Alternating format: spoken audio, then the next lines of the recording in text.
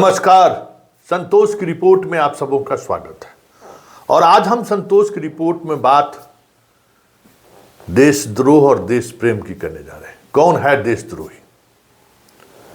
तय तो सरकार को करनी है, कोर्ट को करनी है, लेकिन सरकार, कोर्ट और जो मीडिया की स्थिति है उसमें कौन देशद्रोही है और कौन देश के लिए मरने मिटने को तैयार है, बहुत मुश्किल है तय करना। क्योंकि एक खास एजेंडे के तहत और उसके द्वारा निर्मित ढांचों के तहत ही देश प्रेम और देशद्रोह की परिभाषा आजकल रची जा रही है। ये चर्चित चेहरा है, इस चेहरे को आप पहचान रहे होंगे। अभी राहुल गांधी से मिलने के लिए हिमांशी, सही हम पहचाने हैं। आप एक वीडियो और तस्वीर देख रहे होंगे। चंद दिनों पहले शादी हुई थी और वहाँ पहलगाम में इसके हस्बैंड की हत्या कर दी गई थी। सैन्य अधिकारी की पत्नी है। और जब एक मतलब उसी तरीके के कार्यक्रम के दौरान जब इन्होंने मीडिया को कहा कि ये हिंदू मुसलमान और भारत कश्मीर की बात को बंद करिए, जो दोषी है उस पर कार्रवाई होनी चाहिए। इतना कहना क्या था कि हिमांशी को लेकर जो गाली गलौज और अमर्यादित भाषाओं का जो इस्तेमाल होना शुरू हुआ है, हालांकि 72 घंटे तक सरकार चुप रही है। ये बहुत बड़ा देश प्रेम का उदाहरण है। कल राष्ट्रीय महिला आयोग इस पर संज्ञान खेद व्यक्त किया। ऐसे ट्रोल करने वाले लोगों पर कार्रवाई करने के बजाय खेद व्यक्त किया गया। अब सोच लीजिए, कोई एक्शन लेने को तैयार नहीं है कि भाई अगर ये महिला, ये लड़की अगर ये बात कही है, इसमें गलत क्या इसने कहा। और मान लीजिए कि इसने जो बातें कही उससे किसी एक खास पार्टी के नैरेटिव सेट नहीं हो रहा है, एक खास विचारधारा के लोगों का नैरेटिव सेट नहीं हो रहा है, तो आप इतने दिनों तक छोटे छोटे बच्चों को लाकर आप चलवाते रहे कि धर्म पूछ पूछ कर जो है सो मारा गया। और जिसका हस्बैंड चंद दिनों पहले शादी हुई थी, जिसका, वो वहाँ घूमने के लिए गया था और आंख के सामने उसकी गोली मारकर हत्या कर दी गई। अगर वो ये बात कह रहा है तो फिर इसके लिए उनको ट्रोल करने का क्या मतलब है? उनको गाली, उनके चरित्र के बारे में चित्रण करने का क्या मतलब है? बड़ा सवाल है। और इसी तरीके से अगर देशद्रोह और देश प्रेम की अगर परिभाषा चलती रही इस देश में, तब तो फिर बहुत मुश्किल है। हालांकि इस एडवाइजरी को हम आधिकारिक तौर पर अभी तक कहीं देखे नहीं है, लेकिन बीजेपी के आईटी सेल के द्वारा बड़े स्तर पर, मतलब बीजेपी के पदाधिकारी की हम बात कर रहे हैं, पदाधिकारी की बात कर रहे हैं, ये लेटर चलाया जा रहा है कि भाई अब पहलगाम को लेकर कोई भी आप खबर चलाएंगे तो देशद्रोह के मुकदमे के तहत आपको एक चैनल 4 PM तो बंद ही करा दिया है। न्याय सिंह राठौर पर केस करा ही दिया है। भाई 4 PM आखिर कौन सा देशद्रोही वाला कंटेंट चला दिया भाई? अब मॉक ड्रिल होना है, मॉक ड्रिल होगा तो मॉक ड्रिल आप बिहार के 4 जगहों पर आप मॉक ड्रिल करा रहे हैं। पटना, मुजफ्फरपुर, दरभंगा, बेगूसराय, कटिहार, ये सब जगह।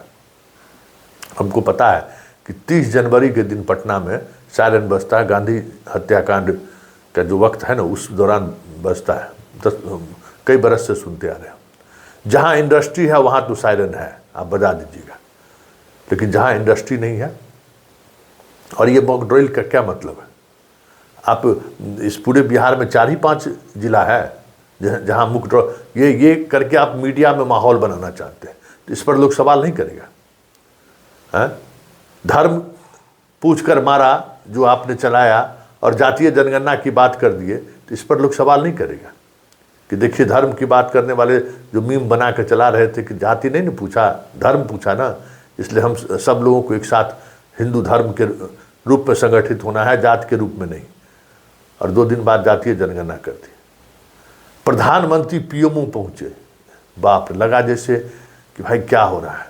उस नदी के बंद करने से जो है सो नदी सूख गई, पाकिस्तान में हाहाकार मच गया। तो ये अगर सरकार का एजेंडा है तो सरकार चलवाए। कहीं कुछ इस बात को लेकर चर्चा, क्योंकि हम लोग जो देख रहे हैं, जो कारगिल युद्ध हम लोग देखे हैं, कारगिल युद्ध में जो फोर्स का जो डिप्लॉयमेंट होता था वो चीज़ें समझ में आती थी। पूरा फोर्स जो बाकी जितने तरह के एयर फोर्स, बाकी फोर्स जो लोग हैं, जो कुछ भी चल रहा है वो भी हम लोग देख रहे हैं, लेकिन फोर्स का कोई डिप्लॉयमेंट होता हुआ अभी हम लोग नहीं देखे, कहीं आप कोई हलचल नहीं देखे। लेकिन मीडिया में माहौल बनाए हुए हैं पूरा कि एकदम युद्ध की तरफ देश बन रहा है। तो भाई आप जो ये माहौल बना रहे हैं इस पर लोग सवाल नहीं करेगा कि ये आप राजनीतिक उद्देश्य से आप एक तरीके का माहौल बना रहे हैं। आप ज़मीन पर जो कार्रवाई करना है इसके लिए इतना हाई तौबा मचाने की क्या जरूरत है। और मॉक ड्रिल करके अब बहुत सारी चीज़ें तो बदल गई हैं। लाइट ऑफ करके क्या, अब तो सैटेलाइट सिस्टम है भाई, जीपीएस है, हम लोग तो बिना गाड़ी में लगा देते हैं, पहुंच जाते हैं वहाँ। तो इस टेक्नोलॉजी के दौर में ये मॉक ड्रिल करने से ये तो कोरोना काल जैसी बात हो गई, तो इस पर सवाल लोग नहीं करेगा।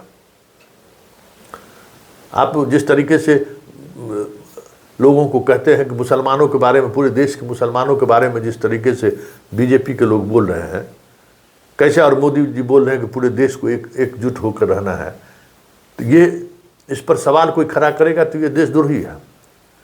बीजेपी का बिहपुर का विधायक इस तरीके की बात खुल्लम खुल्ला कर रहे हैं कि मियाँ जी सबको जुलूस निकाला क्या, तो हिंदू को जुलूस निकाला है, संघ और बीजेपी कौन जुलूस निकाला है, उसको समझ जाइए। इस तरीके से आप देश के अंदर मुसलमानों को टारगेट कर रहे हैं, देश के अंदर सेकुलर फोर्स जो लोग हैं, जो सर्वधर्म संभाव की बात करते हैं, उसको आप टारगेट कर रहे हैं। जो मुसलमानों के खिलाफ आपका नैरेटिव को लेकर आवाज़ उठा रहा है उसके आप देशद्रोही कर रहे हैं। तो वो आपका पॉलिटिकल एजेंडा हो सकता है ना, वो आपका पॉलिटिकल एजेंडा है, जिस एजेंडे के साथ आप चीज़ों को लेकर आगे बढ़ रहे हैं। लेकिन ये देश का एजेंडा नहीं है ना।